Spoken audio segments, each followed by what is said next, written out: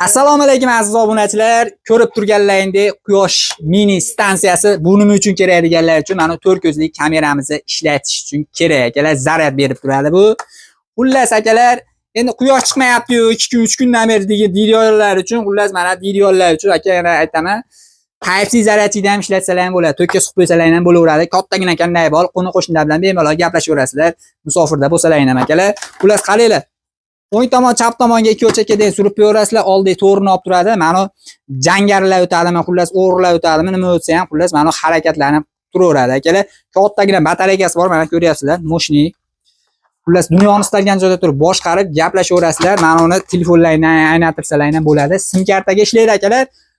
Dastavkasi ham O'zbekiston bo'ylab mutlaqo bepul. Telefonlaringga uстановка qilib ko'ramiz. Ishlatasizlar.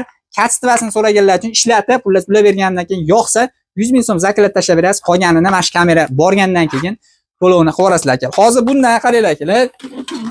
Qayerga beryapmiz? Xo'p. Bundan mana Monster kameramizdan Qashqadaryo viloyati Qamash tumaniga beryapmiz. Akamiz Toshkentda safarda ekanlar. Xullas uylarga chiqarib yuboryapmiz. Qashqadaryoga xullas yetib boradi Qamash tumaniga. Dastavka bepul, unisiga ketdi akalar. Telegramdan aloqa chiqaramiz.